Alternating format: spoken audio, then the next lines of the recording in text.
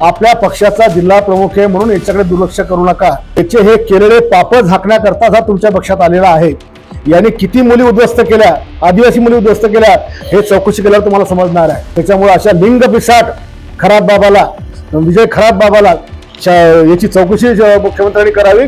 15 दिवस या आदिवासी विद्यार्थिनींचा जो चारित्र्य हनन त्यांनी केलंय त्याची जर माफी त्यांनी मागितली नाही, माझ्या बाबतीमध्ये जे बेताल बेजबाबदार लांछनास्पद जे आरोप केले त्याची माफी मागितली नाही तर मी 100 कोटीचा दावा दाखल करणार। आज तुम्ही विनाकाराच्या शेपटीवरती पाहिलं, आजपर्यंत आम्ही बोललो नव्हतो। सोमवारी मी एक पत्रकार परिषद घेतली होती ज्यामध्ये आमदार गायकवाड यांनी बोलताना चिखलीमध्ये असं म्हटलं होतं की बुलढाण्यामध्ये मी भारतीय जनता पक्षाच्या कार्यकर्त्यांना 150 कोटीची कामं दिली। असं खोटं आणि बेजबाबदारपणाचं वक्तव्य त्या ठिकाणी त्यांनी केलं, म्हणून त्यावर मी भारतीय जनता पक्षाचा जिल्हाध्यक्ष नात्याने पत्रकार परिषद घेऊन त्याला जाहीर आव्हान दिलं होतं की बुलढाण्यामध्ये कोणत्या भारतीय जनता पक्षाच्या कार्यकर्त्याला कोणत्या गावामध्ये कोणत्या कामावर किती निधी दिला याची यादी जाहीर करावी। यावर पत्रकारांनी मला विचारलं होतं की एकनाथ शिंदेंना 17 कॉल्स आले, त्यांची चौकशी होईल का वगैरे, हा काही विषय असे विचारले। मी सांगितलं होतं की SITला ज्याची ज्याची चौकशी करावी वाटत असेल SIT त्या प्रत्येकाची चौकशी करेल आणि माननीय मुख्यमंत्री महोदयांनी स्पष्टपणे विधानसभेत सांगितलं होतं की या प्रकरणामध्ये दुरान्वयही कोणाचा संबंध जर दूरपर्यंत दिसला तरी त्याला या प्रकरणात सोडलं जाणार नाही। आणि त्या निमित्ताने मग अनेक प्रश्न उपप्रश्न जे झाले त्याला मी उत्तरं दिली होती। त्यावरती गायकवाड यांनी पत्रकार परिषद घेऊन माझ्यावर आणि माझ्या आश्रमशाळेतील आदिवासी विद्यार्थिनींच्या बाबतीमध्ये अतिशय बेताल बेजबाबदारपणाचे आणि लांछनास्पद असे आरोप त्यांनी केले, ज्यामध्ये माझ्यावर आरोप करत असताना माझ्या आश्रमशाळेतील आदिवासी विद्यार्थिनी, आदिवासी महिला कर्मचारी, मागासवर्गीय महिला कर्मचारी, जवळपास 300 विद्यार्थिनी आणि 30 ते 35 महिला कर्मचारी यांचं चारित्र्य हनन होईल, त्यांच्याकडे समाज हा संशयाच्या दृष्टीने पाहिल, ज्यांना समाजामध्ये फिरताना कुठेतरी एक अपमानाची भावना मनामध्ये निर्माण होईल, ज्यांच्याकडे पाहताना उद्या लोक म्हणतील की विजयराज शिंदेच्या आश्रमशाळेतली हीच मुलगी आहे का बा, का ही मुलगी विजयराज शिंदेच्या आश्रमशाळेत होती का बा। उद्या त्या मुलींचं जे कौटुंबिक भविष्य आणि आयुष्य आहे त्यामध्ये सुद्धा संशयाचा डाग लागू शकतो, कुठेतरी त्यांच्या जीवनाला कलंक लागू शकतो। अशा प्रकारचं जे लांछनास्पद वक्तव्य आमदार गायकवाड यांनी जे केलं त्याबद्दल त्याच्यावरती कारवाई झाली पाहिजे। आदिवासी मुलींचं चारित्र्य हनन करणारं वक्तव्य त्यांनी जे केलं त्याबद्दल अॅट्रॉसिटी खऱ्या अर्थानं त्यांच्यावर दाखल झाली पाहिजे। महिला कर्मचाऱ्यांमध्येही महिला कर्मचारी आणि मागासवर्गीय कर्मचारी आणि आदिवासी कर्मचारी आहेत, त्यांचाही अपमान या निमित्ताने जो केला गेला, त्यांच्याही चारित्र्यावर, त्यांच्या कर्तृत्वावर, कार्यावर जो डाग लावला गेला त्याबद्दलही त्याच्यावर अॅट्रॉसिटी दाखल झाली पाहिजे।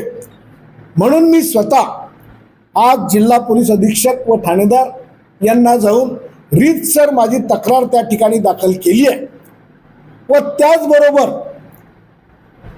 त्यांनी येत्या 15 दिवसामध्ये खऱ्या अर्थानं या बेताल, बेजबाबदार आणि लांछनास्पद वक्तव्याची माफी मागितली पाहिजे. आदिवासी विद्यार्थिनींचा जो चारित्र्य हरणाचा प्रकार त्याच्या तोंडातून जो झाला, त्याच्या वक्तव्यातून झाला, त्याबद्दल आदिवासी विद्यार्थिनींची सुद्धा आणि मागासवर्गीय महिलांची सुद्धा तरी माफी मागितली पाहिजे. माझ्यावर सुद्धा जे बेजबाबदारपणाचे आरोप केले त्याची सुद्धा माफी मागितली पाहिजे. अन्यथा मी गायकवाडवर 100 कोटीचा अब्रू नुकसानीचा दावा दाखल करणार आहे, हे आजच्या पत्रकार परिषदेमध्ये मी आपल्या सर्वांना सांगू इच्छितो. 20 वर्षापासून आमच्या मागे लागेली आमची दादागिरी, स्वतः का हात दुसऱ्या तांदळा जाय का दादागिरी आमच्या पहिले यानं दादागिरी केलेली आहे. लुटारूपणा यानं केलेलं आहे. नंबर 2चे धंदे याचे, आमचे एक बी नंबर 2चे धंदे नाही. सारे बर्लीचे दुकानं बुलढाणा शहरातले पत्ते, क्लब, हे जे इथली पुठ्ठा, हे कोणाचं तुम्हाला सगळ्यांना काही सांगायची नवीन गरज नाहीये. माझं तर 1 नंबर 2चा धंदा, मी 3दा शिवसेना शहर प्रमुख राहिलो. 1 नंबर 2चा धंदा, 3दा शहर प्रमुख, जिल्हा परिषद सदस्य राहिलो, ठेकेदारी नाही. 3दा नगरसेवक राहिलो, ठेकेदारी नाही. कोणाला 5 पैशाचा त्रास नाही. यायनं नेहमी त्रास दिला पैशासाठी लोकायले. आणि इतकं जाऊ द्या कशाले, कोलवड सारखा इतकं मोठं गाव आपला, तुम्ही भंडाऱ्यासाठी 20-20 पोते गहू इथं मागवता आणि 15 पोते घरात देतात, 5 पोते फक्त भंडाऱ्यासाठी देतात. आणि आम्हाला कशाला नाव ठेवतो तुम्ही, आम्हाला कशाला गुंडे म्हणता? गुंडे तुम्ही स्वतः आहे. तुम्ही 1 नंबरचे गुंडे ना. आणि गुंडागिरी आम्ही 100% केलेली आहे. गुंडागर्दी इतक्यासाठी केली बुलढाणा शहरात आम्ही, की गोरगरीब जनतेला रक्त द्यायला गुंडागर्दी केली, पोलीस स्टेशन मध्ये जमानत घ्यायला गुंडागर्दी केली, बुलढाणा शहरात भांडण सोडवायला गुंडागर्दी केली, चांगल्या कामासाठी गुंडागर्दी केली. यायनं काय केलं, नगरपालिकेचं गेट बंद केलं, स्वतः गेट बंद करायला लावलं त्यांच्या कर्मचाऱ्यांच्या हातानं. आणि या लोकांनी माझ्यापर्यंत येऊ द्या, ते लोक त्याच्यापर्यंत गेले. अरे स्वतःच बंद करायला लावतात आणि स्वतः बोलतात अरे पुन्हा बंद करायला लावलं. ते म्हणजे शेतकऱ्याला सुद्धा अशा पद्धतीचे त्रास त्यांनी दिलेले. हे स्वतः काही बोलतात, कधी बोबडी उलटली, हात दुखल्यामुळे बोबडी उलटली. अरे तुम्ही इतके मोठे लिडर 2-2दा निवडून येता. तुम्ही 10 वर्ष नगरपालिका चालवता आणि तुमची बोबडी कशी का उलटते? विजयनाथ शिंदे साहेबांची बोबडी का उलटत नाही?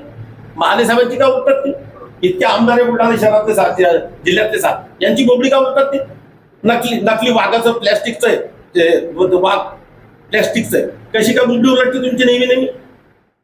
दादागिरी नक्की केली आम्ही, तर चांगल्या कामासाठी दादागिरी करायला, काही चुकीच्या कामासाठी नाही.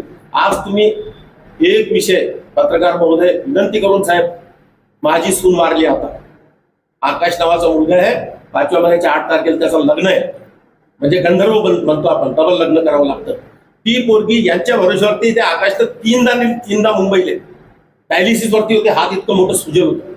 3दा नेली, 3दा यानं बोलवलं, माझा माणूस तुम्हाला तिथं कामी येईल, तिथं मदत करा.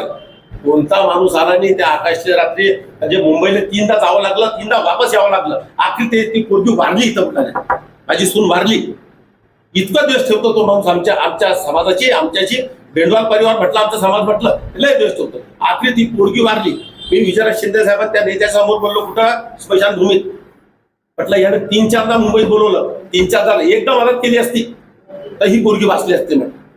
हे आमच्याबद्दल लोकांच्या देखत बोलतो काही, लगे मनातलं जे काळ आहे ते आमच्याबद्दल 100% काळ आहे. आणि रेस्ट हाऊसचं काय, रेस्ट हाऊस मध्ये काय हे चालतं काय, पूजा चालते काय रेस्ट हाऊस मध्ये? तुम्ही काय करता रेस्ट हाऊस मध्ये?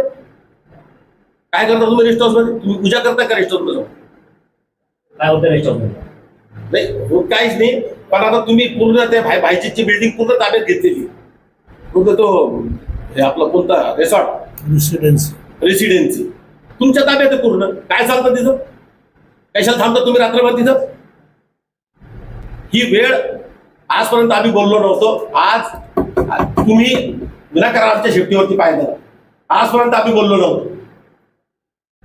आणि आम्ही कार्यकर्ते रस्त्यावरचे, या धर्तीवरती एक बादशाह होऊन गेला, ज्यानं पूर्ण अर्ध जग जिंकलं होतं. मरता मरता त्यांनी स्वतः सांगितलं की अरे मेरा हात बोले कबर के बाहर रख दो, बोले दुनिया को दिखन दो कि खाली हाथ आया है, खाली हाथ जाएगा.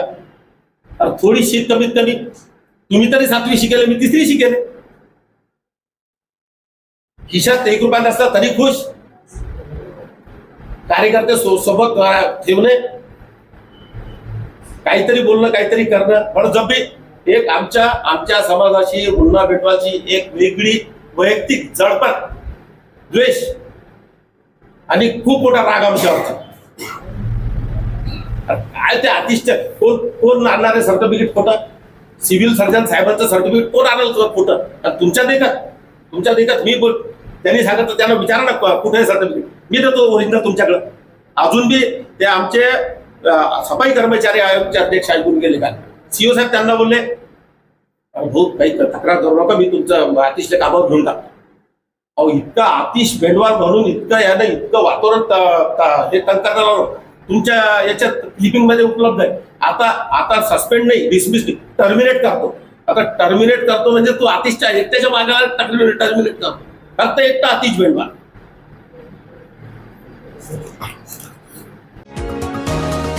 तुम्ही पाहत आहात विस्टा न्यूज मराठी.